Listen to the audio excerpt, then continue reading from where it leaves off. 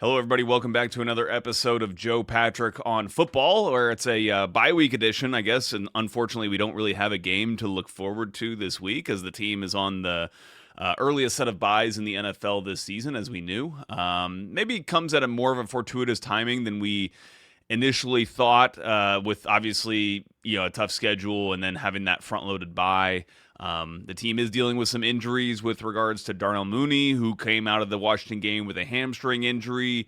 AJ Terrell obviously dealing with an injury of his own, a hamstring. So good for those guys to get some rest. We did get some reporting yesterday that Darnell Mooney is not expected to really miss any game time with that, considering they do have the bye coming up. So and hopefully AJ Terrell, I think it would make sense that he would be able to return after the bye, considering he did not go on IR. So we'll see. We'll see what happens there. But anyways, with there not being a game, just have some time to reflect, like we would always be reflecting on a Tuesday still, just kind of thinking about the previous week's game. And obviously it was a really big one for the Falcons coming back and getting that 34-27 win over the Commanders. And not only was it big for the team, but we saw, a big performance from the team with regards to, putting up the 34 points, their first 30 burger of the season, but then also having so many key contributors to that 34 points. When you talk about, it's the first time they've gotten touchdowns from Drake London, Kyle Pitts, Bijan Robinson, Tyler Algier in one game.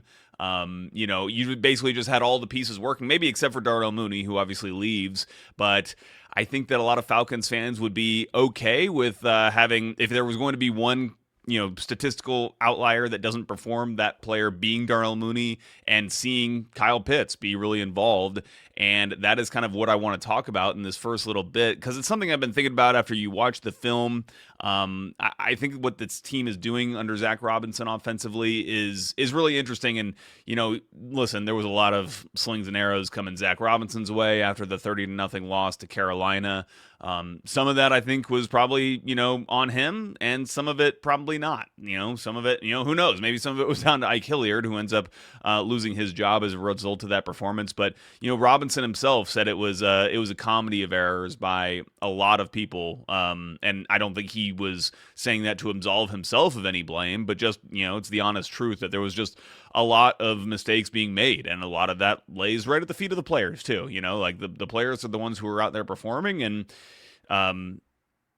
Michael Penix said it, when I asked him a question about it, he's like, listen, I didn't give the team a chance to win, and that's that. So there was so much wrong happening, and it was good to see so much right happening in this Commanders game. And where I particularly think Zac Robinson has a little bit something cooking. He's got a little bit of a stew going now with what we saw from Bijan Robinson in this game.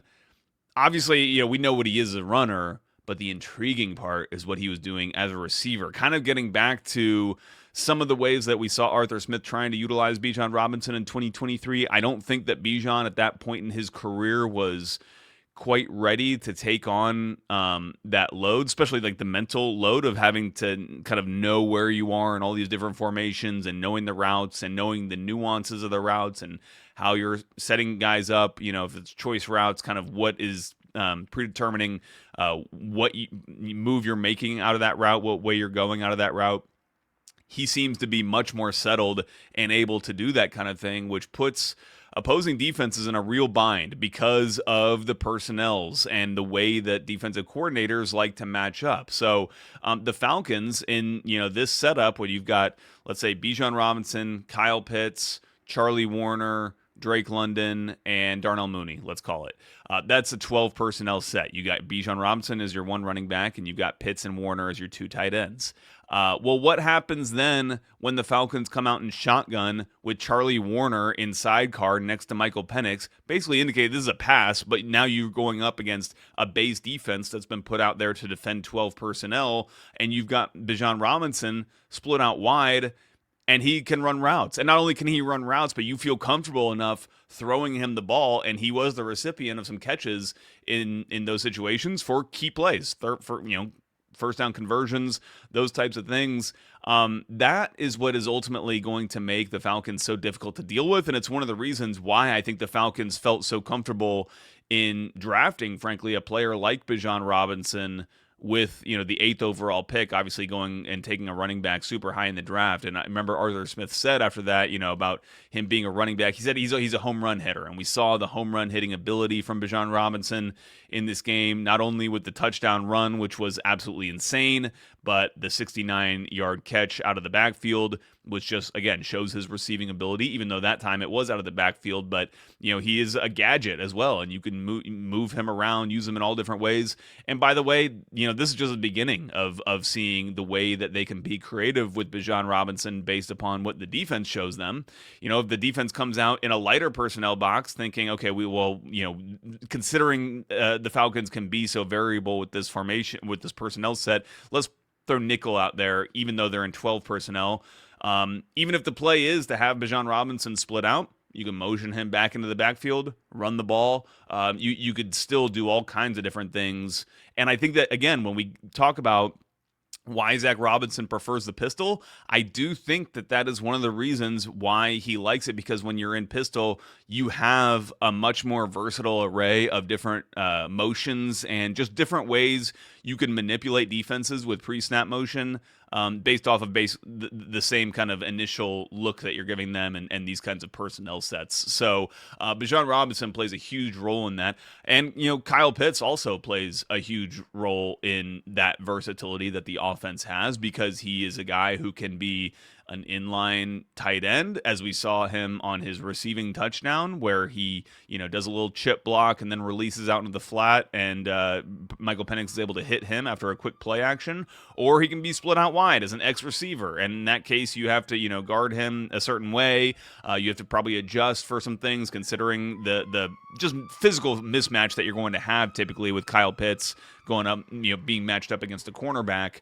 But it just creates these little stressors for defenses that I think the Falcons can really utilize. And I think that, Zac Robinson has said it earlier this season, but, he says, we're just building this thing. And I think that we are just starting to see the building blocks of, what will be later down the line. And I know, listen, and I saw some of the responses to some of this stuff, especially with regards to him being down the field and the players being so appreciative of that. As, there was like some sniping about, that's what preseason is for and all that kind of stuff.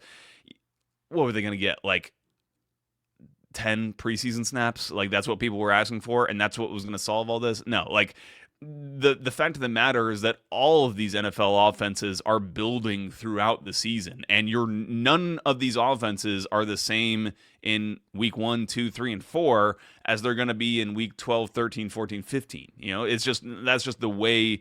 You would never get enough reps, and you do need the reps in order to build, in order to get that cohesion going offensively, and for the coordinator to be able to, see the data points in front of him based off of the way the plays, the results of these plays and the ways that the defenses are reacting, and then adjust. And so it just takes time. And in the early portions of the season, you have to be effective enough in some of the building block things to be effective and get the wins that you're going to need in order to ultimately have a record that makes the playoffs. But I think the Falcons are on a good track right now based upon what we saw after this game. Now, I will once again say that this team, they've got to be able to string wins together. Like, you cannot just be up one week and then kind of, fall back down the next week and then be up, to respond after that, after the adversity, only to fall back down again. You're going to have a stretch during this season where you win 3 in a row, 4 out of 5, something like that. In order to build yourself some momentum and obviously, crawl your way back into the playoff standings and potentially atop this division. The Buccaneers, they got off to a great start, but they are really dealing with a bunch of injury issues. Even, Baker Mayfield is banged up. So, and we saw how easily a division lead can slip from the Falcons last year. Now the Buccaneers are a much more experienced team who probably wouldn't collapse quite like that. But we'll see. I think the Falcons have it in them to potentially get a run going later this season. But, they're going to have to prove that they can do that. So that's something to look forward to. I did think, kind of touching on that Kyle Pitts touchdown catch, I'm just kind of feeling inspired by it. Or I feel like Zac Robinson should be inspired by it to see how effective the play action game can be for the Falcons when you're in some of those red zone situations. And listen, I'm not trying to tell Zac Robinson how to do his job. He's forgotten more about football than I know, but, it just worked. It just worked so well. And Kyle Pitts is showing. I felt like he was showing an ability to run after the catch last year, but he was not getting the volume of some of those catches to be able to show it. But I thought that there were some moments, especially against the Washington Commanders. If you go back to that game with Michael Penix, he has at least one, I remember, really impressive run after the catch where he stiff arms a guy and then runs for like 20, 25 yards after the play. I think he's obviously capable of doing those things, but in the red zone, I think that that's something the Falcons should be utilizing greatly, which is just, getting the ball to him in some simple ways, like a check and release, and then see what he can do. See if he can just fight his way into the end zone. He's got such an impressive, physical ability to be able to do that kind of thing. So thought that was really good. And I also want to draw attention for anybody who wants to go back and watch it, to Washington's 2-point conversion. I feel like that is something that Zac Robinson could throw in the playbook if they do not already have it in there, because that was beautiful. Some similar concepts as well, where you had Zach Ertz in that instance, blocking and then releasing out into a pattern. Basically, it's an RPO. It's basically a read option RPO where it was out of pistol, I believe. Marcus Mariota faking to the running back and then, potentially running it to the outside, but then the defense collapses on him. D. Alford collapses, who was, the person who would have been responsible for marking Zach Ertz. Zach Ertz winds up wide open in the back of the end zone. I could very much envision something like that happening with the Falcons. And, speaking of the zone read stuff, like, I think that is something that has to still be kind of a club in the bag that hasn't been used for the Falcons in some of these, especially need to have it situations. And I think Michael Penix is very much capable of that. We saw him utilize his running ability yet again in this game to some good effect. And I think that they can continue to build on some of that stuff and maybe be inspired by some of that stuff. This is going to be a shorter episode because I'm just kind of, rambling on some things that are in my mind following that game. Did want to touch on a couple stats. First of all, Elijah Wilkinson, according to NFL's Next Gen Stats, or whatever you call it, he's 17th currently in the NFL in pressures allowed compared to other offensive tackles. That's right where you want to be. That is smack dab, like, league average pass protection, which I think that you have to be happy with. And it's worth noting that I don't think anybody was mentioning Elijah Wilkinson's name in this game, which is what you want to see. In fact, I think the fact that nobody was mentioning his name in this game means that it was probably his best game. I have not checked the PFF numbers, which I like to use just for offensive linemen, even though for them I don't really it's not a gold standard. Do not just go off of PFF numbers for determining who was good and bad in a game. In fact, maybe I shouldn't do that. There was a game, the Eagles game last year on Monday Night Football. I think they graded Chris Lindstrom at like a 9 or so. I think he was like a single digit, which is insane. And when I went back and watched the film, I was like, there's just no way, because he's like, these are fine blocks, even though he had a difficult task in that game against Jalen Carter. Anyway, Elijah Wilkinson, I think you're getting maybe more than you bargained for, putting him in the lineup. Obviously, it wasn't perfectly smooth right off the bat, but I think you probably need to feel like it's going to continue to get better the more reps and rhythm he gets in that position, and we'll see. There's some questioning. I know my colleague Garrett Chapman asked Raheem Morris on Monday what kind of the status would be with Storm Norton getting off of injured reserve and reinserting himself back into this mix. Obviously being the swing tackle for this team last year and would be the de facto kind of replacement for any tackle that went down like Kaleb McGary did.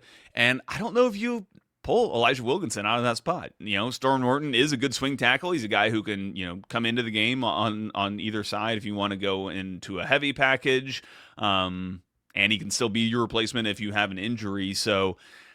And he's coming off an injury himself, so it might not be even beneficial to try to rush him back into the lineup. I don't think there's really any need to do that. And frankly, if I'm just being predictive, I wouldn't expect the Falcons to make a change. I think that they will continue to roll with Elijah Wilkinson.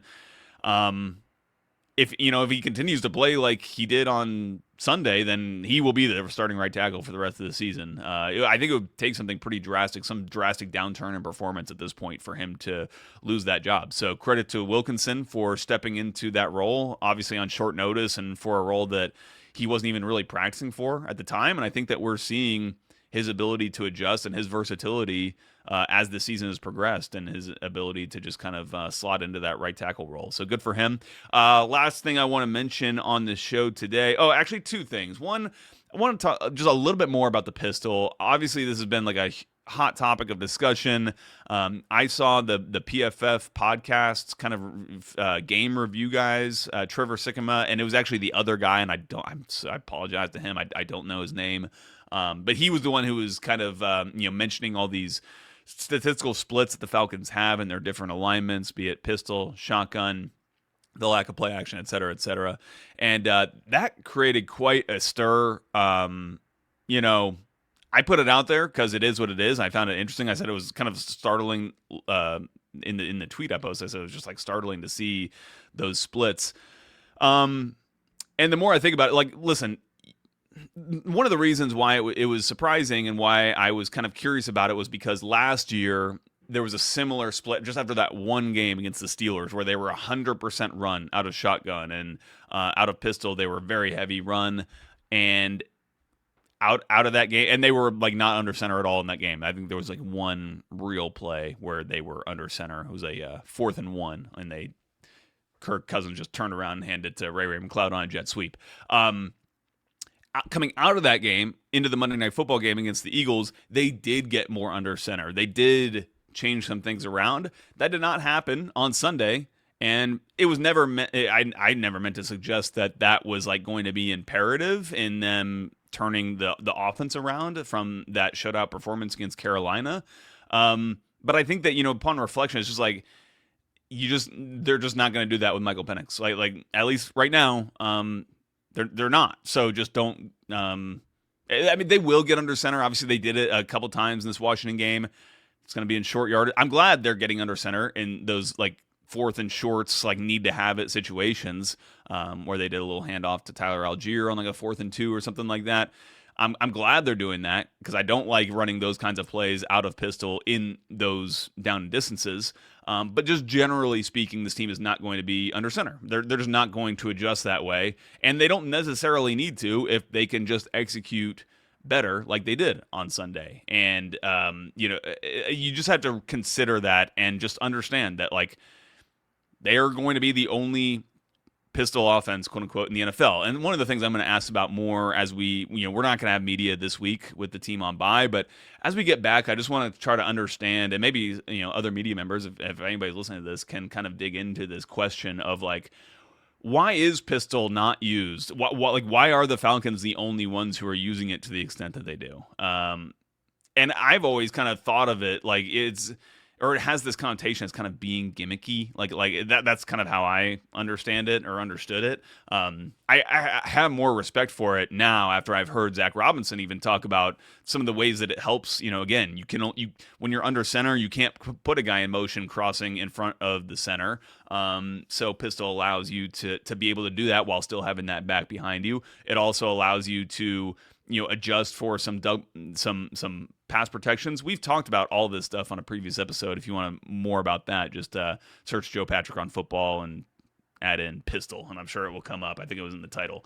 But you just have to consider it as basically the Falcons' pistol is other teams' under center games. And if you think about it that way, then you look at some of these splits and you actually see that the Falcons are like one of the most balanced. I think they're actually like dead split coming into this week 4 game, like 48% pistol or 48% shotgun and 48% pistol or something like that. Like they're very evenly split. And if you just look at shotgun alignments, they're, I think, like 5th lowest in the NFL coming into week 4 in using shotgun. So, in that sense, you would say that they have a lot of diversity to their potential play calling.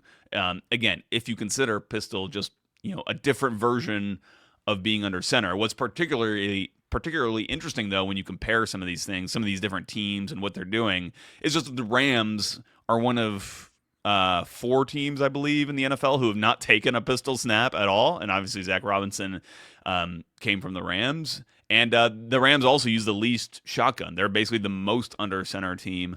But that shotgun share is similar to what the Falcons are doing right now. So some interesting things I'm just kind of mulling over in my head. We may revisit this from time to time at some point. But I would ultimately say that it has been maybe overly stressed about. Ultimately, the players just have to execute the things, and they will work, as we saw on Sunday. Last thing I just wanted to point out here: Ruke Orhorhoro, number one defensive tackle by pressure rate amongst those who have had at least 40 pass rushing snaps. So I said it before the season. I thought that he might be the most used defensive lineman for this team, just because he's young, versatile, pass rusher and run stopper. He's going to play in their base downs, but he could also play on downs where they want to spell a player like David Onyemata and get maybe some lighter bodies in there. So I thought he would be heavily relied upon, and he's showing why the Falcons traded up to get him. Now, you could still argue if that was